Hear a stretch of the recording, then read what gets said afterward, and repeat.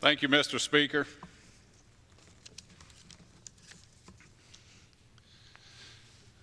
Mr. Speaker, in my previous life before Congress, I'm a veterinarian and in practice for 30 years, and I've had the pleasure of taking care of all God's creatures, and it's been a privilege, a pleasure, and an honor.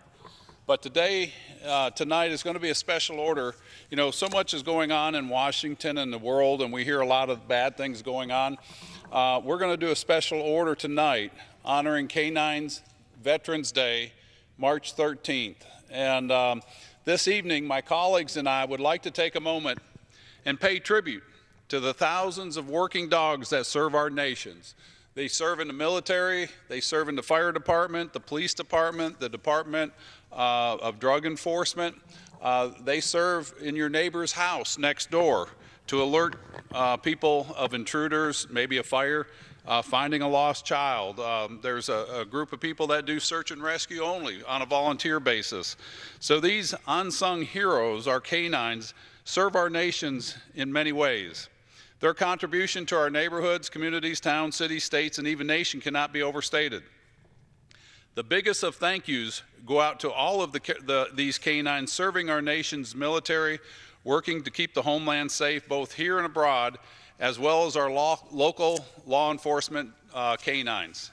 And tonight, we honor you. Over the few months, I've had the honor to getting to know the working canines and their handlers that serve the Florida's 3rd Congressional District.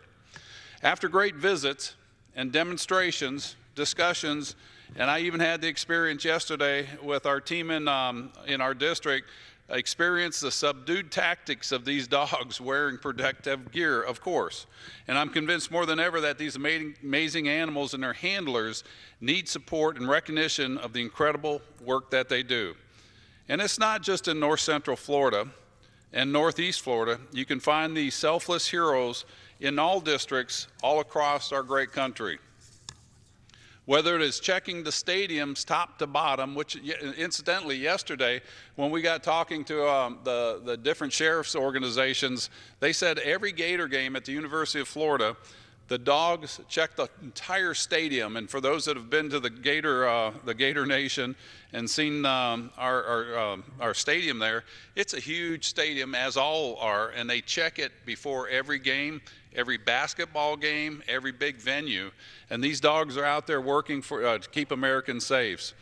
Whether it's checking, as I said, the stadiums top to bottom for explosives or narcotics prior to big sporting events, or helping find a missing person, or being there at just the right moment when an officer is in need of backup, these canines deserve to have their stories heard tonight. And tonight we celebrate National Canine Veterans Day. My colleagues and I intend to do just that. And while we'll celebrate their services tonight, I want to encourage all members to do what they can to support these canines, their handlers, and the departments they represent. This began, the Canine Day, began in World War I when the most famous canine, Sergeant Stubby, shined the spotlight on the incredible working dogs and the value they bring to our national service. And Brigadier General Scott Perry is going to talk about Stubby more tonight, and so I'll leave that for him. In Vietnam, nearly 4,000 dogs actively served, and in Iraq, these dogs were critical in sniffing out deadly IEDs. Since then, these dogs have served in our military, our law enforcement, working hard to keep Americans safe. We owe not just today to these canines, but a thanks every day for their service. To begin tonight, I'd like to recognize the canine teams that serve in my home district, and I'll share many of these stories here tonight. However, I want to start with one of my favorites from Alachua County, the Alachua County Sheriff's Office. In 2017, in the far northern reaches of rural Alachua County, a previous victim of domestic violence and battery was walking out to meet detectives when she heard the voice of her assailant calling to her from the darkness. Terrified, she ran back inside, called 911, and the deputies responded in an effort to catch the suspect with active warrants that included kidnapping and sexual assault. Deputy Sheriff Chris Drake and K-9 Rouse arrived knowing full well that the suspect had not only stolen the victim's car with a gun inside earlier, but dug a hole and buried himself to elude a helicopter searchlight and the FLIR camera the night before. And with that information, Chris and his dog Roos began to track the suspect. Lifting K9 Rouse over some fences and cutting their way through others, Deputy Drake and others continued following the suspect's scents until, as Drake reported, report reads, Rouse still smelling human odors, ears forward, and staring intently, identified something laying in the water. The man stood up from the water, turned north in the woods, and disappeared. Continuing their track, K9 Rouse and Deputy Drake again found the suspect hiding in a separate swamp with only his back exposed. Not a good thing with a catch dog. When challenged, the felon fled again and K9 Rouse was released to catch him. K9 Rouse ran into the waters, swam briefly, and apprehended the suspect on the arm, enduring many puncture wounds. But while Rouse was doing this, he endured many punches to the head, but he held on until deputies could arrive and assist placing the suspect in handcuffs for a trip to the hospital and then to jail. These deputies and their K9 partners are on the road every day, working 12-hour shifts, 24 hours a day, supporting every local law enforcement patrol task and providing mutual aid to our neighborhood jurisdictions when called upon. And with that, I'd like to yield the floor to my distinguished colleague, another veterinarian, from Louisiana, Representative Abraham. Thank you. Mr. Speaker, today is National Canines Veterans Day, and as a member of the Veterinary Caucus, I rise to commemorate the service of our four-legged friends who assist our military and police force in keeping our nation and our communities safe. Though the War Dogs program, or Canine Corps, as it is commonly known, was first established during World War II, dogs have been assisting our soldiers since pit bulls were used for security during the Civil War. On March 13, 1942, the Canine Corps was officially born and became immediately effective. Dogs were used in the Pacific Theater, where it has been said that the Japanese never ambushed or made a surprise attack on a patrol led by one of these dogs. It is estimated that the Army employed 1,500 dogs during the Korean War and 4,000 dogs during the Vietnam War. With noses 100,000 times as sensitive as humans, our soldiers continue to use them today to sniff for bombs in places like Iraq and Afghanistan. One named Cairo was even used to sniff for bombs around Osama bin Laden's compound during the raid to take him down. Just like soldiers, these dogs go through rigorous training to serve our nation. Their courage, loyalty, and acumen have saved countless lives. We appreciate their service and the service of their trainers and the soldiers who use them on the battlefield. Thank you, Mr. Speaker, and I yield back. Thank you, Representative Abraham. Next, I'd like to welcome and yield the floor to my good friend, Brigadier General Mr. Scott Perry. Well, thank you, gentlemen from Florida, and thank you, Mr. Speaker.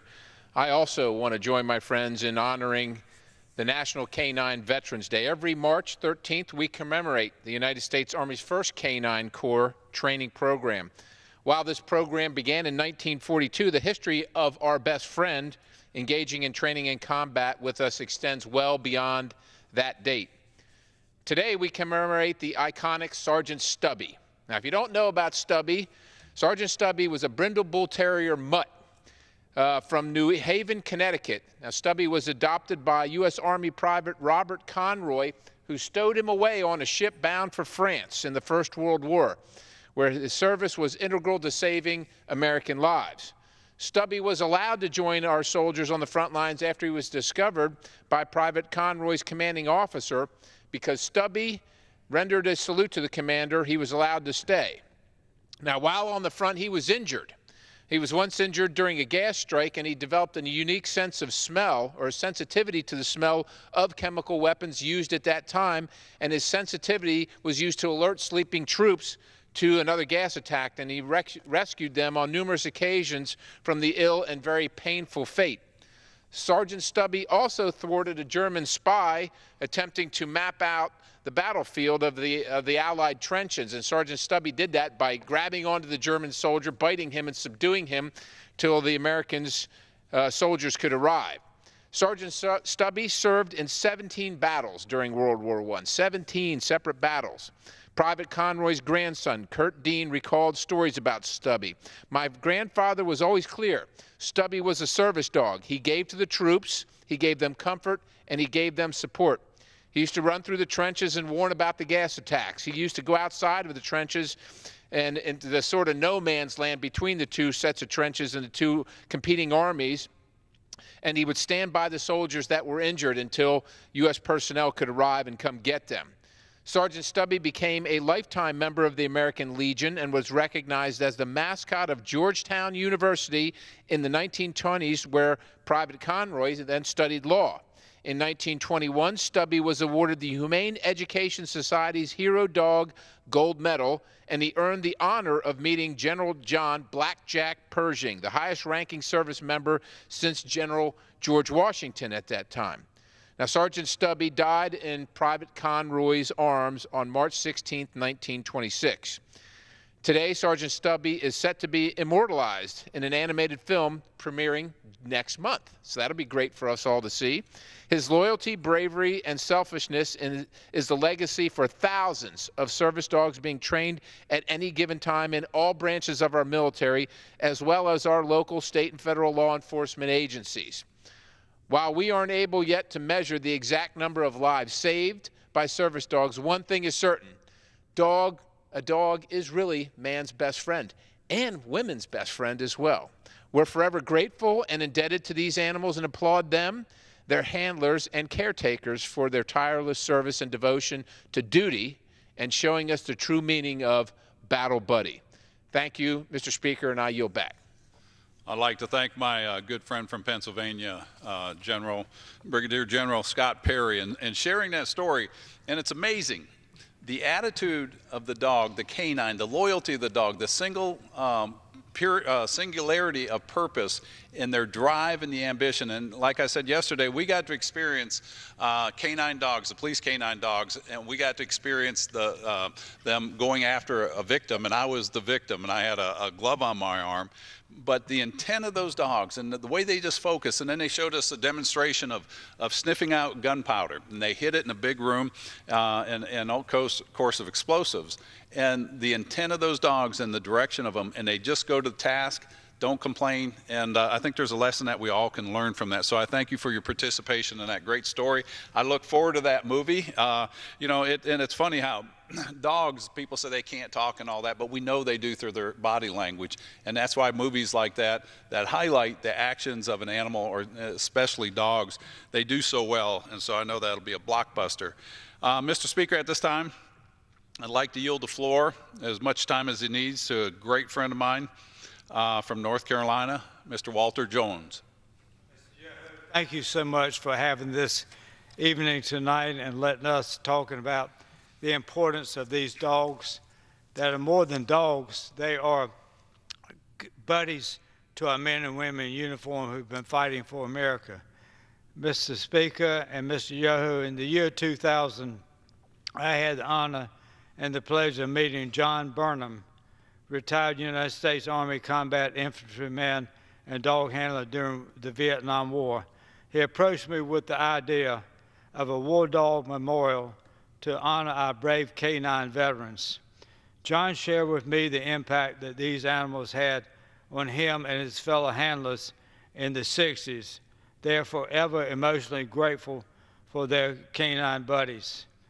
Through this relationship, as we began to work on a war dog memorial that took several years, in 2007, a Marine named Dustin Lee was killed in the Iraq War, and John had written a story, wanted me to read the story and then speak out and reach out to General Regner, United States Marine Corps, and ask him to please let's retire this wonderful animal named Lex, a German Shepherd, who had also been wounded with his master, and asked General Regner to reach out to the Air Force who owned these dogs to retire Lex. I want to read briefly the story that John had written and given to me. I'm going to read 5 paragraphs. It's a 5-page article. My partner, Dustin. I'm a U.S. Marine and the primary element of a 2-member team trained to hunt and locate explosives. My partner and I trained as a team for many months, honing our expertise to save American lives in the war on terrorism in Iraq. It's March 21st, 2007. I'm on the job in Fallujah, Iraq, when the enemy-fired rocket-propelled grenade explodes in our midst. I'm blasted to the ground and stunned. My head is ringing and my body feels numb. My eyes can't quite focus on anything. My partner is lying next to me, severely wounded and bleeding. I move to him and touch him, but he's not responding. I feel sharp pains in my side and back. I'm bleeding, but deal with it and concentrate on comforting my partner and protecting him from further harm. Everything is happening so fast that I'm disoriented and confused. My senses pick up the lingering smell of burnt powder and smoke from the explosion. I hear lots of American voices and heavy boot steps hurrying all around us. They reach our location and immediately attend to my partner, then carry him away. I'm separated from my partner for the first time. I'm not clear of thought, and then I'm carried away, but to a different hospital. I'm in a building lying on a table with lights and above and people talking. Still dazed and confused, I hear a strange voice saying my name, Lex. I gestured to a slight reflex of acknowledgement. Lex, you're going to be okay, buddy. Just lay still. We're going to take care of your wounds. So stay calm, okay. Then my eyes dart around the room, searching for my partner, but he's not there and no one can interpret my thoughts. The partner died. I was called by John Burnham to read this story. I sent this story to General Mike Regner. I said, Mike, we need to retire this dog for the family. Mr. Speaker, the family lived in Mississippi. I didn't know him. But this touched my heart, this story. I'm going to submit it for the record, the entire story, with your permission, Mr. Speaker.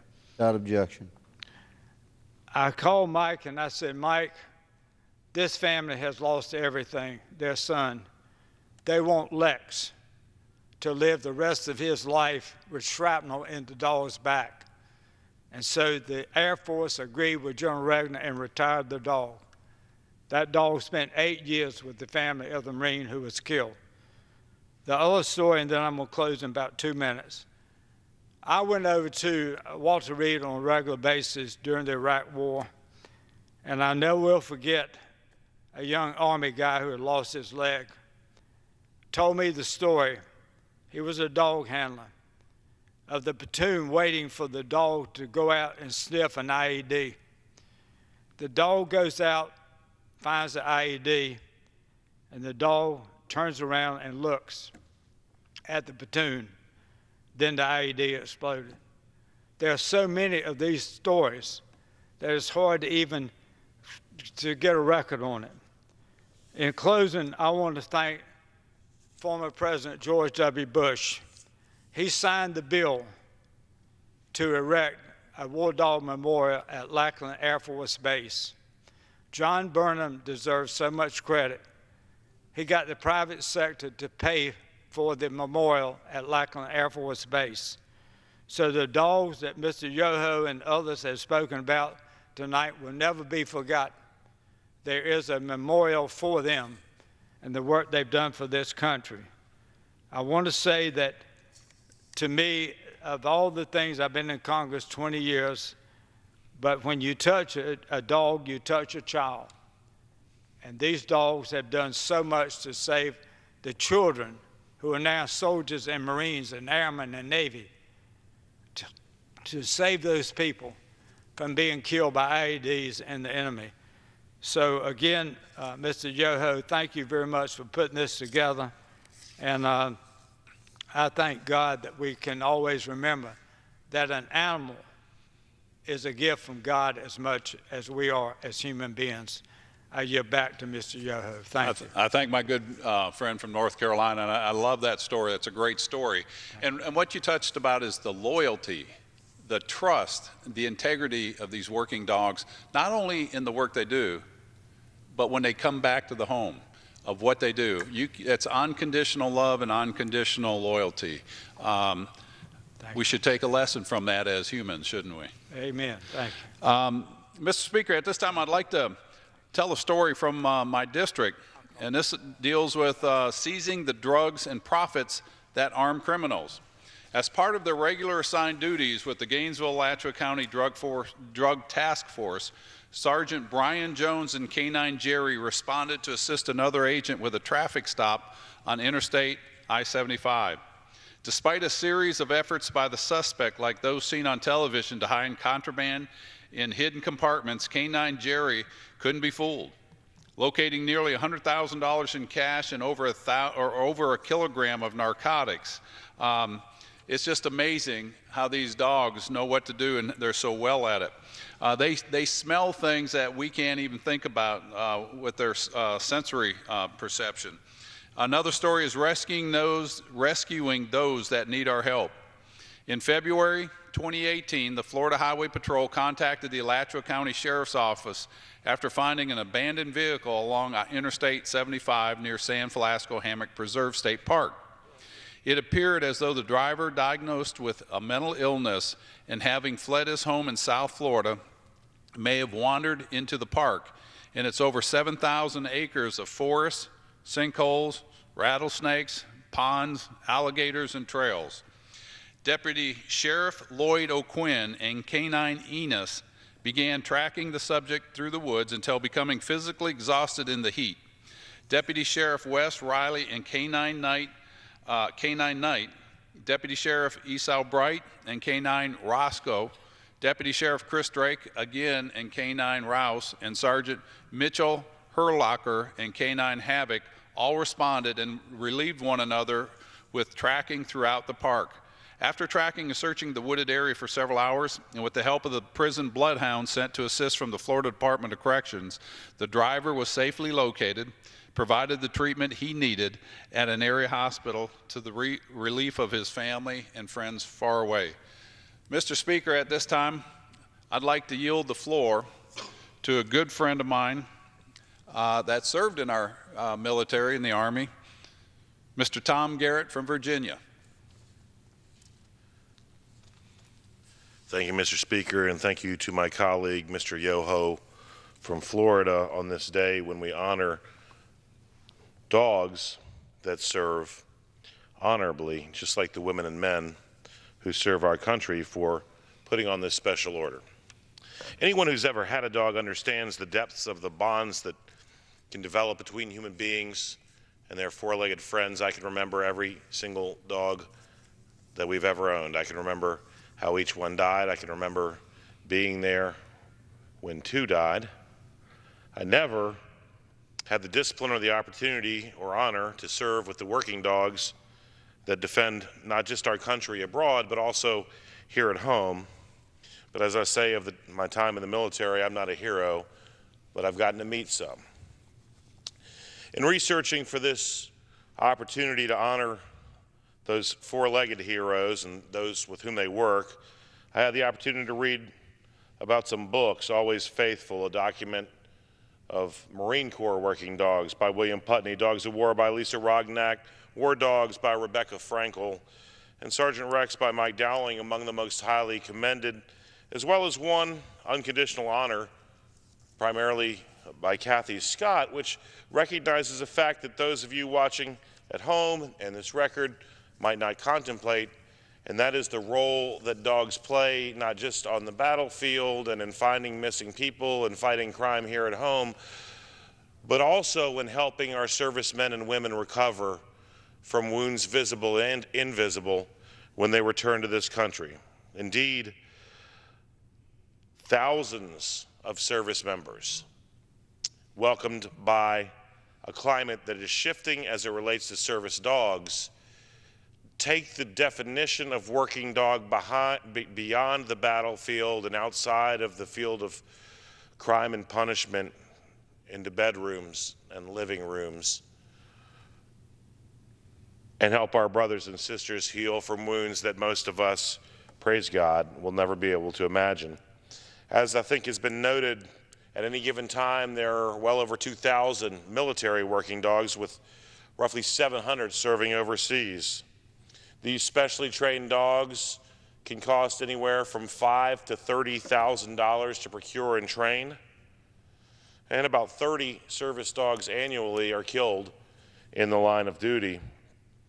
When I was in the military, we always looked with admiration upon the individuals that had the decorations and the pins and the adornments that very few people would earn. One such was Halo Wings. That stands for High Altitude Low Opening. That's when you jump out of an airplane so high that someone couldn't possibly imagine that there might be someone inserting via this mechanism. Well, indeed, we have military dogs that insert this way, as well as strapped to their handlers via helicopter and any other imaginable circumstance. In fact, as I look at history, the oldest documented accounts of dogs either being used as accoutrements to defend their people or accompanying their masters onto the field of battle are almost 3,000 years old, and this is about as long as we can go back into documented and written history.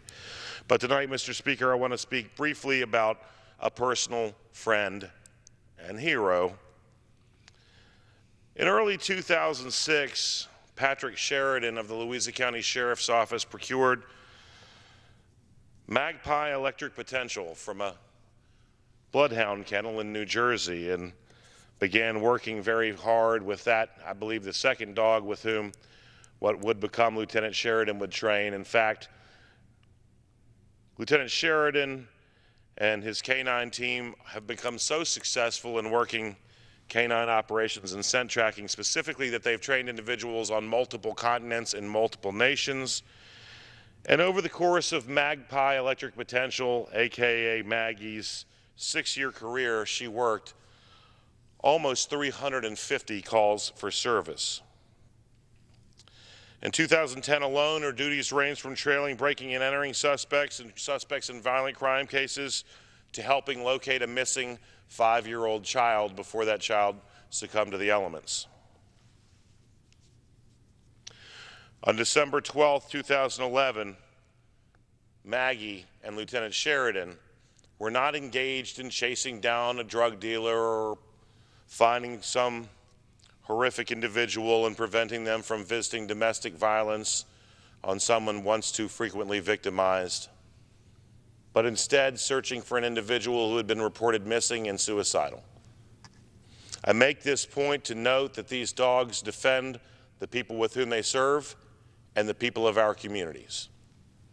On this occasion, Maggie, while trailing again on nearly her 350th working call, encountered a pit bull and ultimately was attacked and succumbed to her injuries. Her end of watch on December 12, 2011 represents one of hundreds of working dog deaths just this century. I too commend former President Bush for the establishment and the use of private citizen dollars to do such of a war dog memorial, and hope that we'll see something similar done as it relates to those working dogs who defend us not in the military but in law enforcement here at home, not only by pursuing and apprehending criminals, but also by finding missing children and those who might harm themselves. Mr. Speaker, I would commend to those viewing and to the members of this body, when they find a dog handler or someone who had worked as a dog handler in the past, please say thank you for the dedication, time, and loyalty that is indeed reciprocal and unconditional, because we need never fathom how many lives have been saved. Thank you. I'd like to thank the good gentleman from Virginia. And since you talked about that, you brought up some great things there, Congressman Garrett. The dedication of the handlers. Here we've got the Clay County Sheriff's Department with Diesel, a bloodhound, that these guys are so dedicated with the dogs that they work with. It's unbelievable. And the good they do, the search and the rescue that they do. And you brought up on Maggie how she had the 350th working call that Maggie had performed for the people of our country. And this is something people don't realize, the amount of calls these dogs go on and the amount of work that they do. The average lifespan or service of these dogs is anywhere from 7 to 9 years. And people wonder about the cost of the dog, the cost of a program. Yeah, it's expensive to keep these dogs. But what we have found is so many people are out there that are good-hearted, that realize the benefit of the working canine, that they donate the cost of the dog.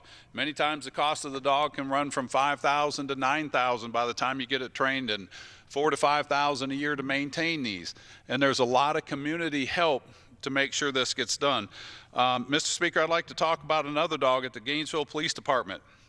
Justice is a German Shepherd who worked for the Gainesville Police Department starting in September 2006. During his career, Justice was responsible for locating hundreds of offenders. He assisted several other agencies throughout his career, to include the Florida Highway Patrol, the Alachua County Sheriff's Office, the Putnam County Sheriff's Office, University of Florida Police Department, the City of Alachua Police Department, and the City of High Springs Police Department. Justice was credited with saving a life. The incident involved a suicidal person who had taken a deadly amount of prescription pills, left a suicide note, and walked off into the woods. After 2 hours of officers trying to locate the person, Officer Owens and Justice were called to the scene while off duty. Justice was able to track and locate the person, who was passed out by the effects of the pill and clinging to life. EMS was called and the person was taken to the hospital. Doctors stated if the person was not located when they were, the medications taken would have no doubt ended in their death and another suicide. Justice received a life-saving award through the department. On the last night of his career, Justice was called to locate a suspect that fled from an officer who recognized him as a felony habitual traffic offender and a drug dealer. The officer tried to conduct a traffic stop on the vehicle being driven by the suspect. When the officer activated his overhead lights, the suspect turned off his headlights, accelerated to a high speed, fleeing through a neighborhood. The officer did not pursue the vehicle. Another officer located the vehicle abandoned minutes later. A perimeter search was established. Officer Charles Owens and Justice responded to the scene. Justice began a track from the driver's side door. The track led through several backyards and for several blocks. Justice's track led into a wooded area where the suspect was located by Justice trying to conceal himself under a fallen tree. If not for Justice, the suspect would have eluded captors, and Justice was sent to retire at the end of the shift, which ended at 4 a.m. He captured his last suspect just in the nick of time at 3 a.m. Officer Owens took possession of Justice after his retirement, and they have been with each other since. And Justice turns 15 on March 15th of this year, and it's still as active as he can be in his seasoned age. And I think, again, that's a model for all of us to follow. Another story, Mr. Speaker, K-9 deputy successfully takes down an armed suicidal subject. The Marion County Sheriff's Office deputies responded to the 17800 block of County Road 25 in reference to a domestic altercation. It was learned that the suspect battered and strangled a female victim. The suspect fled the area just prior to the deputy's arrival.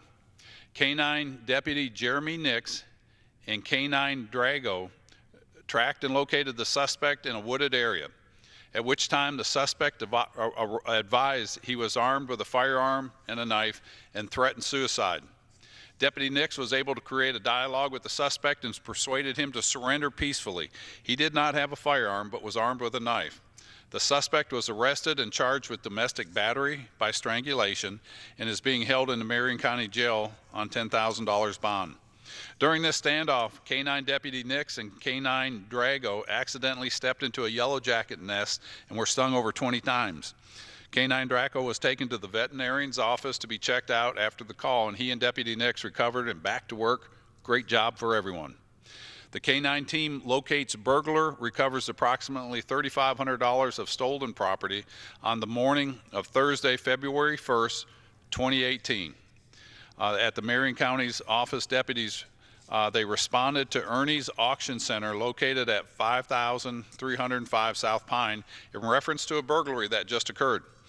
As employees were opening the business, it was observed that the front door had been forcibly entered and the suspects were observed running through the inside of the business. K-9 Deputy Brandon Donahue and his K-9 partner Tipster and Deputy Nicholas Frost immediately tracked the suspect and located him within 30 minutes. During the track, 2 different locations were found where the suspects were stashing stolen items from the business. The stolen property, valued at $3,500, was recovered and returned to the business owner. People just don't realize the acute sense that these dogs have and why they're so valuable. Another story, K-9 Deputy Brian Litz and Rip. On February 7, 2004, K-9 Brian Litz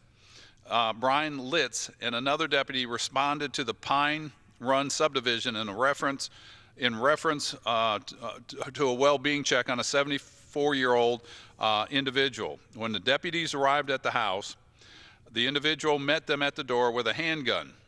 K-9 Deputy Litz was attempting to pass under the front window of the home to get a better visual on the individual with the gun. Unknown to K-9 Deputy Litz, this person was watching from the window, and he then shot and killed Litz. Today, a statue in honor of Deputy Litz and his K-9 stands proudly in Florida's capital. In a tragic twist, Deputy Litz's call sign was Batman. And today, visitors of this statue at the Florida Capitol can find the Batman emblem on the bottom of his K-9's foot. Just an amazing story, and again, a great example of the ability of these dogs and their success in helping out with people, whether it's the person in need, the lost individual, search and rescue, the drug dealer, and just people that want to do other people harms and domestic violence. I just want to briefly talk about dogs and handlers. The Putnam County Sheriff's Office has 5 dogs. Aries, handled by Sergeant Randy Hayes. Judo by Blaine Moody. Zeke, Jerry Gentry is the handler. Halo, Jose Garriga. And Putnam, named after the county, handled by Emmett Merritt. Bradford County Sheriff's Officers, Deputy Brandon Shoup and K-9 Grimm. Ocala Police Department, Officer King and K-9 Zorba. Officer Burgos and K-9 Babo. Officer Arnold and K-9 Senior. And the Marion County Sheriff's Office, again yesterday, where we had the privilege of going down, and we presented all the working dogs and their handlers with our Congressional Challenge coin. And as you can see, that dog, it looks rather well the way he's wearing that. But at the Marion County Sheriff's Office, where we were yesterday and got to demonstrate, have the demonstration on the catch dogs or attack dogs, we got a great demonstration. There was Sergeant Daniel Trammell, K-9 Nitro, K-9 Deputy Alan Lee, who handles K-9 Zeus, K-9 Deputy Timothy Fretz with his dog Robo, Deputy Colton Sullivan with his dog Adelmo, Deputy Matt Bowers with Otto, which is named after a retirement village that donated the money for their dog, Deputy Jeremy Nix with his dog Drago, Deputy Brandon Donahue with his dog Tipster, as we just heard the story, Deputy Matt Hooper with Rambo, the Gainesville Police Department, Corporal Jeff Carrico with his dog Rue, Corporal Dylan Hayes Morrison and his K-9 Aries, Officer Rob Rogers and K-9 Nero, Officer Ed Ratliff and his dog Ace, Officer Josh Muir and his dog Ranger, and the Alachua County Sheriff's Office, Deputy Sheriff Lloyd O'Quinn and K-9 Enos, we just heard a story about them, a Malinois working in patrol, narcotics, and tracking. Deputy Sheriff Eso Bright and K-9 Deacon, a Malinois working in patrol, narcotics, and trafficking. And that's what a lot of people don't realize. These dogs are trained in multiple disciplines and just work their hearts out. Deputy Sheriff Mikkel McCoy and his dog Chaos, a Malinois working in patrol, narcotics, and trafficking. Sheriff Brian Ritter and his dog Colt, a Malinois, working in patrol narcotics and trafficking. Deputy Sheriff Chris Grisick and his dog Mac, a Malinois, working in patrol, bombing, and tracking. Then there's Deputy Sheriff Bill Arnold and his dog Wick, a Malinois, working in patrol, narcotics, and trafficking. I think we're getting the point here of how valuable these dogs are, and I would recommend to people, if you want to see the value and why we want to spend money and allow these dogs to be in our law enforcement, military, DEA, is watch demonstrations of these dogs and the acuteness of them. There's Sheriff Chris Drake and his dog Rouse, a Malinois, working in patrol, bomb, and tracking. Michael Herlocker, who we heard the story of, and his canine partner Havoc, a Malinois, working in patrol, bomb, and tracking. Deputy Sheriff Adam Diaz and his dog Shiloh, a Labrador Retriever, working with the Drug Task Force. Sergeant Brian Jones and Canine Jerry, a Malinois, working with the Drug Task Force. And then there's Sergeant Nigel Lowy and Canine Zoe, a mixed breed working narcotics detection in our schools. Canine Malzy, a Malinois, just joining the sheriff's office as a gun detection dog in our school. And it's interesting, as we, after the Parkland shooting on February 14th, we had a roundtable of law enforcement, county sheriffs, city police chiefs, superintendents, school resource officers. And one of the things that came out of there is, you know, how the resource officers in our schools, they act as a deterrent for a lot of the kids. They're there, they see a person of authority. But one of the sheriffs brought up, I thought was a great suggestion that a lot of people also thought was a great suggestion, and that's a dog that can detect gunpowder in our schools. And let them tour the schools. Let them show what the policemen can do beneficially to all of us. It's a shame that we're in a time in society where we have to worry about guns going off in school. But until we rectify the underlying cause of that, I think we need to do what we can to keep our schools safe so our kids feel safe going to school. And I just want to end with this picture. Again, this is the Clay County Sheriff's Office with their dog Diesel, who proudly took our Congressional Challenge coin. And I want to give a shout out to all the offices that participated and shared stories with us. We're proud of you. We're proud of your canines.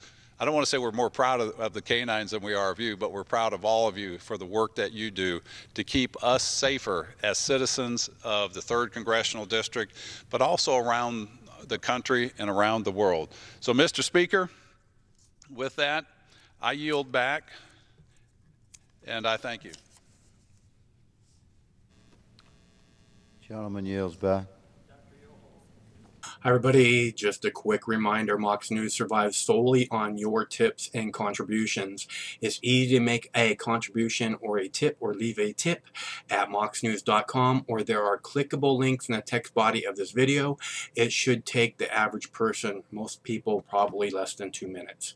Thanks very much for your time and your continued support. Stay cool, Wednesdays. This war is going to end. Till that day.